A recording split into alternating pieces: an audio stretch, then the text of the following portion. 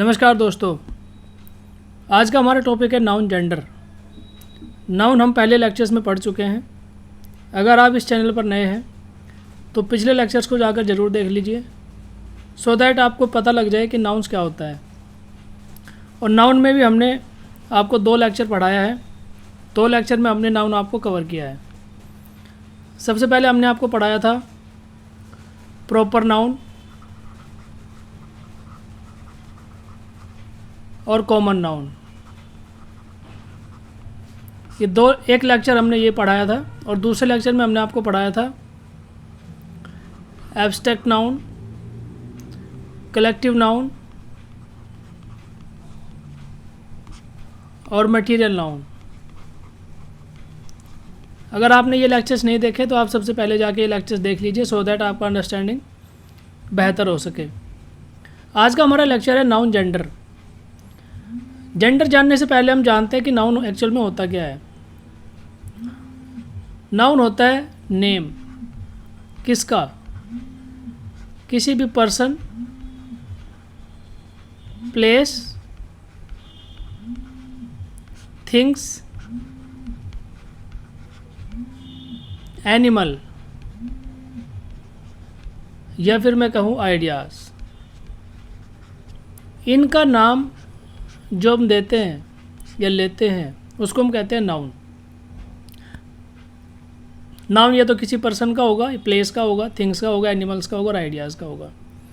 अब हम आते हैं जेंडर पे। क्या होता है, जितने भी नाम इनको दिए गए हैं, किसी पर्सन, प्लेस, थिंग्स, एनिमल और आइडियाज़, इन नाम को हमने 4 कैटेगरीज में डिवाइड किया है। सबसे पहले कैटेगरी है मैस्कुलाइन जेंडर यानी पुरुषलिंग, फेमिनाइन जेंडर यानी स्त्रीलिंग, कॉमन जेंडर और न्यूट्रल जेंडर। कॉमन जेंडर मतलब उभयलिंग और न्यूट्रल जेंडर मतलब नपुंसकलिंग। तो जितने भी नाम हम पढ़ते हैं, देखते हैं, सुनते हैं, यानी जितने भी नाउन्स हम लोग देखते हैं, पढ़ते हैं, सुनते हैं, उन सभी को हमने 4 कैटेगरी में डिवाइड किया है। और वो 4 कैटेगरी हैं masculine gender, feminine gender, common gender and neutral gender. इनको एक एक करके हम लोग देखते हैं कि ये एक्चुअल में होते क्या हैं। देखिए, जो मैस्कुलाइन जेंडर होता है, अगर मैं कहूँ, अगर मैं कोई नाम लूँ बॉय, तो आपके दिमाग में क्या निकल के आता है? आपके दिमाग में निकल के आएगा लड़का, जो मेल को डिनोट करता है। अगर मैं यहाँ पे लिखूँ पापा यानी पिता, तो आपके दिमाग में क्या आएगा? मेल को डिनोट करने वाला एक वर्ड आपके दिमाग में आएगा। अगर मैं कहूँ स्टूडेंट, अगर मैं कहूँ स्टूडेंट, तो आपके दिमाग में क्या आता है? आप सोचेंगे कि स्टूडेंट तो बॉय भी हो सकता है, स्टूडेंट तो गर्ल भी हो सकती है। तो स्टूडेंट किस प्रकार का जेंडर हुआ? स्टूडेंट हुआ कॉमन जेंडर। स्टूडेंट हुआ कॉमन जेंडर, इसलिए पापा, पिता, बॉय, लड़का। या अगर मैं बात करूं ब्रदर, तो ये किस प्रकार का जेंडर हुआ? ये किसको डिनोट करता है? ये मेल को डिनोट करता है। तो ये वर्ड्स जो हमारे सामने हैं, ब्रदर, बॉय, पापा, ये सब मेल्स को डिनोट करते हैं, इसलिए हम इनको मैस्कुलाइन जेंडर की कैटेगरी में रख सकते हैं। ठीक उसी प्रकार से अगर आप देखें फेमिनाइन जेंडर क्या होता है? गर्ल, वुमेन, सिस्टर, ये सारे वर्ड आपको क्या बताते हैं? ये सारे वर्ड आपको बताते हैं फीमेल कैटेगरी को, इसीलिए इनको कहते हैं फेमिनाइन जेंडर। यानी हर वो वर्ड, हर वो नाम जो फीमेल को डिनोट करता है, उसको हम फेमिनाइन जेंडर कहते हैं। अब बात करते हैं कॉमन जेंडर की। कॉमन जेंडर क्या होता है? देखिए, कॉमन जेंडर ऐसा जेंडर है जिसमें आप मेल और फीमेल दोनों को रख सकते हो। जिसमें आप मेल और फीमेल दोनों को रख सकते हो। कैसे? एग्जाम्पल से समझते हैं। जैसे अभी मैंने आपको एग्जाम्पल दिया था स्टूडेंट। स्टूडेंट तो मेल भी हो सकता है और फीमेल भी हो सकता है। उसी प्रकार से अगर हम बात करते हैं डॉक्टर, डॉक्टर तो मेल भी हो सकता है और फीमेल भी हो सकता है। अगर हम बात करें टीचर, तो टीचर भी कॉमन जेंडर है क्योंकि ये मेल भी हो सकता है और फीमेल भी हो सकता है। तो ऐसे जेंडर, ऐसे नाम जो दोनों कैटेगरी में आ सकते हैं, मेल में भी और फीमेल में भी, उनको हम कहते हैं कॉमन जेंडर। उसके बाद आगे देखिए न्यूट्रल जेंडर क्या होता है। न्यूट्रल जेंडर ऐसा जेंडर होते हैं, ऐसे नाम होते हैं पर्सन, प्लेस, थिंग्स, एनिमल्स के, जिनको ना तो हम मेल के कैटेगरी में रख सकते हैं और ना ही उनको हम फीमेल के कैटेगरी में रख सकते हैं। ऐसे जेंडर्स को कहते हैं न्यूट्रल जेंडर। जैसे प्लैनेट। अब प्लैनेट को ना तो आप मेल की कैटेगरी में रख सकते हो और ना ही आप फीमेल की कैटेगरी में रख सकते हो, इसीलिए प्लैनेट को कहते हैं न्यूट्रल जेंडर। या अगर मैं बात करूँ टेबल, तो ना तो इसको आप मेल की कैटेगरी में रखोगे और ना ही इसको आप फीमेल की कैटेगरी में रखोगे, तो ये हो जाएगा न्यूट्रल जेंडर। उसी प्रकार से most of the non living things, most of non living things, ये सभी किस कैटेगरी में आती है? ये न्यूट्रल जेंडर के कैटेगरी में आती है। चलिए एक एक को करके अब हम डेफिनेशन में देख लेते हैं। A noun that refers to a male is said to be of the masculine gender.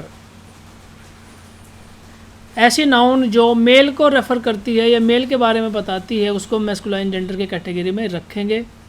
A noun that refers to a female, एक ऐसी नाउन जो फीमेल्स को रेफ़र करती है, उसको फेमिनाइन जेंडर के कैटेगरी में रखेंगे। And a noun is referred to either a male or female is said to be of the common gender. या तो मेल के बारे में बताएगी या फीमेल के बारे में बताएगी, ऐसी कैटेगरी को हम कहते हैं कॉमन जेंडर। और a noun that refers to a non living thing, non living things, उनको हम कहेंगे न्यूट्रल जेंडर। या फिर इसको हम इस तरह से भी कह सकते हैं कि ऐसे जेंडर जिनको हम ना तो मेल के कैटेगरी में रख सकते हैं और ना ही फीमेल के कैटेगरी में रख सकते हैं। देखिए यहाँ पर अब बताया गया कि किस प्रकार से हम मेल को यानी मैस्कुलाइन जेंडर को फेमिनाइन जेंडर में कन्वर्ट कर सकते हैं। जैसे यहाँ पर दिया गया है एक्टर, तो सिंपल उसमें ES ऐड करके हम उसको फेमिनाइन जेंडर कैटेगरी में कन्वर्ट कर सकते हैं। जैसे एक्टर का हो जाएगा एक्ट्रेस, एम्पायर का हो जाएगा एम्प्रेस, गवर्नर का हो जाएगा गवर्नेस और हेड मास्टर का हो जाएगा हेड मिस्ट्रेस। ठीक है, उसी प्रकार से यहाँ पे देखिए हंटर का हंट्रेस, टाइगर का टाइग्रेस, वेटर का वेटरेस, इंस्ट्रक्टर का इंस्ट्रक्ट्रेस। तो in most of cases an entirely different word is used. जैसे ब्रदर का सिस्टर, ये कुछ ऐसे वर्ड्स हैं जो मैस्कुलाइन जेंडर से फेमिनाइन जेंडर में कन्वर्ट करते समय बिल्कुल ही बदल जाते हैं। ब्रदर का सिस्टर, हस्बैंड का वाइफ, अंकल आंट, मैन का वुमेन, ग्रैंडफादर का ग्रैंडमदर, हीरो का हीरोइन, मॉन्क का नन, विडोर का window, landlord landlady, man servant का मेड सर्वेंट, बक का डो, कॉक का हैन, फॉक्स का विक्सन, जेंडर का गूज, और बहुत सारे यहाँ पर एग्जाम्पल्स दिए हुए हैं। तो इस प्रकार से हमने 4 जेंडर्स के बारे में पढ़ा, masculine gender, feminine gender, common gender and neutral gender. Common gender और न्यूट्रल जेंडर में आप थोड़ा सा कंफ्यूज हो सकते हैं, इसको हम थोड़ा सा और एलोबरेट करके आपको बता देते हैं। देखिए जैसे कॉमन जेंडर की हम बात करें, कॉमन जेंडर में आपको थोड़ा सा कन्फ्यूजन होगा कि कॉमन जेंडर कैसे होता है। जैसे अगर मैं डॉक्टर की बात करूं, तो डॉक्टर तो मेल भी हो सकता है और फीमेल भी हो सकता है। तो ऐसे जेंडर जिनको हम मेल या फीमेल की कैटेगरी, दोनों कैटेगरी में रख सकते हैं, उसको हम कहते हैं कॉमन जेंडर। और ऐसे जेंडर जिनको हम ना तो मेल की कैटेगरी में रख सकते हैं और ना ही फीमेल की कैटेगरी में रख सकते हैं, उनको हम कहेंगे न्यूट्रल जेंडर। और न्यूट्रल जेंडर की कैटेगरी में कौन कौन से आएंगे? Most of the time you will see non living things. Non living things इसके कैटेगरी में आता है। नॉन लिविंग थिंग्स जैसे टेबल, चेयर,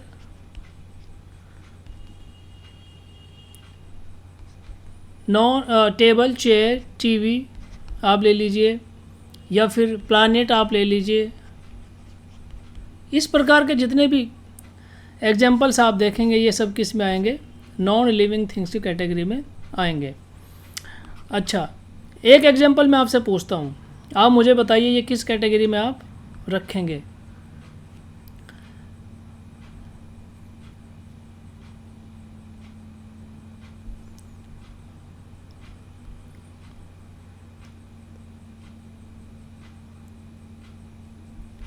एक एग्जाम्पल मैं आपसे पूछता हूँ, आप मुझे बताइए इसको आप किस कैटेगरी में रख सकते हैं? जैसे चाइल्ड। चाइल्ड किस तरह का जेंडर है? कॉमन जेंडर है, न्यूट्रल जेंडर है, मैस्कुलाइन जेंडर है या कि फेमिनाइन जेंडर है? देखिए, मैस्कुलाइन जेंडर मैंने आपको बताया था, जिससे आपको मेल के होने का पता लगता है, उसको आप कहेंगे मैस्कुलाइन जेंडर। और फेमिनाइन जेंडर था जहाँ पर आपको फीमेल के होने का पता लगता है, वहाँ पे फीमेल जेंडर आएगा। लेकिन चाइल्ड, बच्चा, इससे आपको क्या समझ आता है कि ये गर्ल चाइल्ड है कि बॉय चाइल्ड है? ये न्यूट्रल जेंडर है, ये न्यूट्रल जेंडर है, इसलिए हम इसको कहेंगे। इसलिए हम जब भी इस चाइल्ड के लिए जब भी हम यूज़ करते हैं तो हमेशा इट का यूज़ हम लोग करेंगे। चाइल्ड के लिए हमेशा हम सेंटेंस में इट का यूज़ करेंगे। जैसे the child is innocent, the child is innocent and it has a very cute smile। इस प्रकार से जब हम सेंटेंस लिखेंगे तो वहाँ पर प्रोनाउन की जगह हम इट का इस्तेमाल करेंगे। प्रोनाउन की जगह हम इट का इस्तेमाल करेंगे, ठीक है। उसी प्रकार से अगर आप बात करें बेबी यानी बच्चा, तो इसके लिए भी ये भी क्या है? न्यूट्रल जेंडर है। इसके लिए भी हम लोग सेंटेंस में हमेशा इट का इस्तेमाल करेंगे। उसके बाद एक और वर्ड मैं आपको पूछता हूँ, एक और वर्ड मुझे आप बताइए। जैसे नेबर।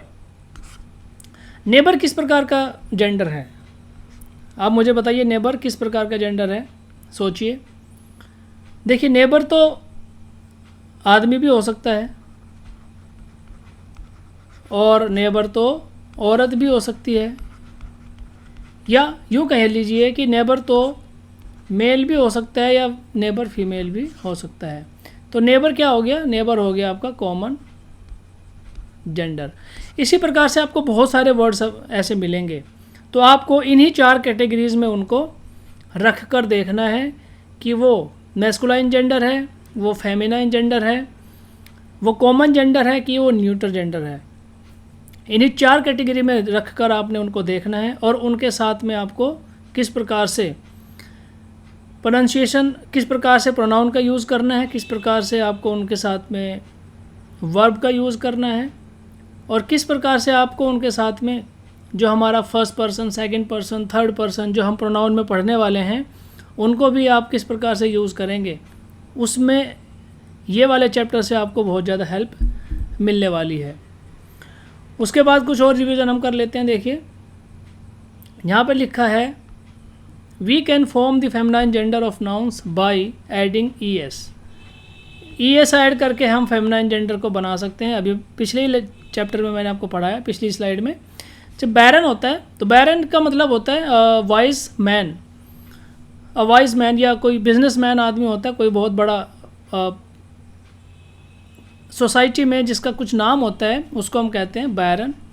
तो बैरोनेस मतलब उसका फीमेल वर्जन हो गया, यानी वो उसका फेमिनाइन जेंडर हो गया, उसका फेमिनाइन जेंडर हो गया।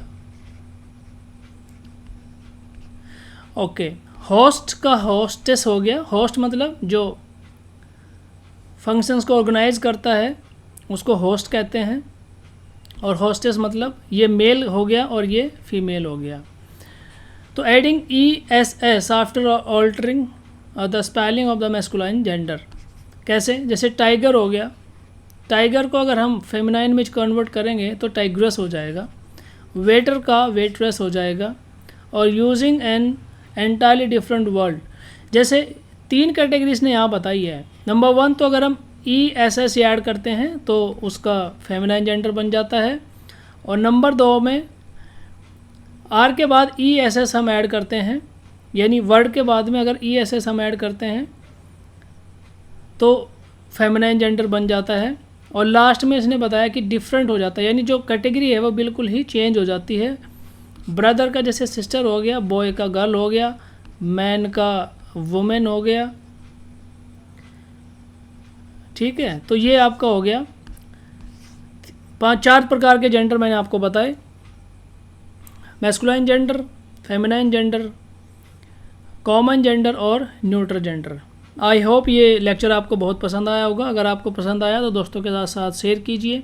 अगर आप चैनल पर नए हैं तो चैनल को सब्सक्राइब करना ज़रूर याद रखिएगा, क्योंकि अगर आप चैनल को सब्सक्राइब नहीं करेंगे तो आप तक नोटिफिकेशन नहीं आएगा। अगर आप पिछले लेक्चर्स को देखना चाहते हैं तो लास्ट में जो स्लाइड के लास्ट में आपको पॉपअप यानी विंडोज़ पॉपअप मिलेगा, उस पर आप क्लिक करके आप चैनल की वेबसाइट पर जाकर प्लेलिस्ट ग्रामर, इंग्लिश ग्रामर की प्लेलिस्ट में जाकर आप लेक्चर्स को देख सकते हैं, या फिर आप डायरेक्ट भी प्रतियोगिता उस यूट्यूब चैनल की इंग्लिश ग्रामर की प्लेलिस्ट में जाकर आप लेक्चर्स को देख सकते हैं। आई होप ये लेक्चर आपको पसंद आया होगा। तब तक वेट कीजिए नए लेक्चर के साथ। जय हिंद।